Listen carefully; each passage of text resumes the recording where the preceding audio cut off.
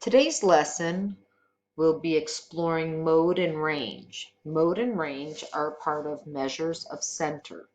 There are 4 measures of center. The mode, which happens to be the number that occurs most often. There's the range, which we actually discussed the other day, which is the difference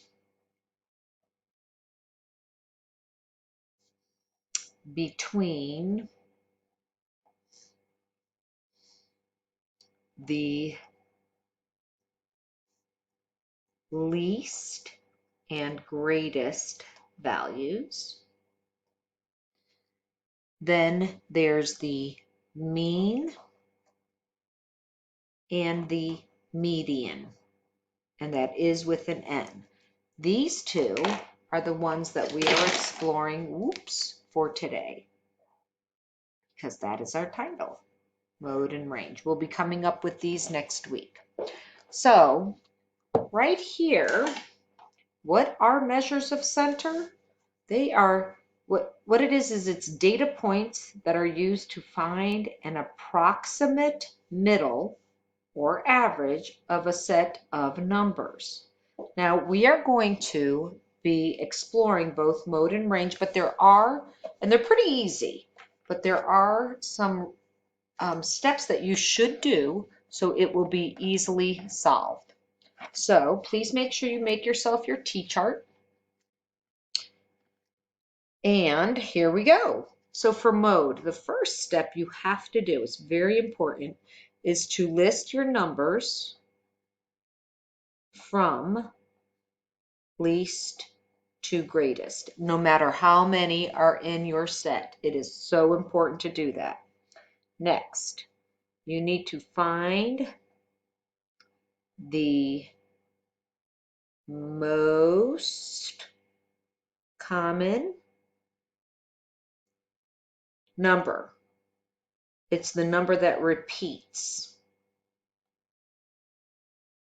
And then the third step, basically, the repeating number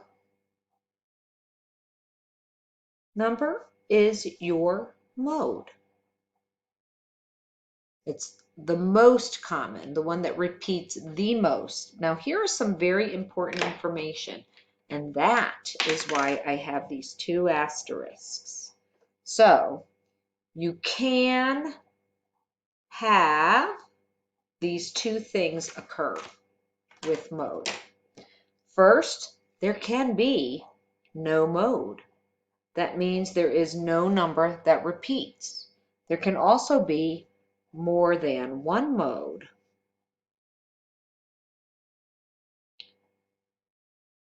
That's possible. So let's take a look at range. Range is something that we have done in the past, but we'll review it because we only did it briefly. The first step is to locate your least and your greatest number. Well, if you have them listed from least to greatest, you already have done that. Next, you're going to subtract the least from the greatest, and that answer is your range. So here is an example problem. We have quiz scores. So today we took a quiz. It was a statistics quiz, and you can earn up to 15 points. So this is all the different scores that I've seen thus far. We are going to have to find out what the mode is and what the range is. Now, step 1, let's start with the mode. We're going to list our numbers from least to greatest. So I'm going to go through and find my number that's the least. And yes, I am going to cross it off as I go. 4. Then is there 5? Is there 6? Is there 7? Is there 8? Is there 9? 9, 10. Oop, there's 2 10s. Ooh, almost missed it. There's an 11. Is there another 11? Yes. There are 1, 2, 3 12s. And I'm going to just go back over here. 1, 2, 3. 1, 2, 3. There's a 13 and there's a 15. So now that I have all my data points listed, I go and I find the number that's the most common. Well, there's a couple, if you noticed. We have 10, we have 11, but the one that has the most is the 12s.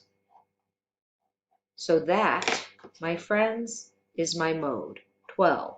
If I had one more 10, I would have 2 modes. Now, what about the range? Well, guess what? Since I already have my numbers listed from least to greatest, I can figure this one out. Here's my least, here's my greatest. So my range is, it says subtract the least from the greatest. That means I say 15 minus 4 is 11. So the range of scores is 11. And that, my friends, is how you find range and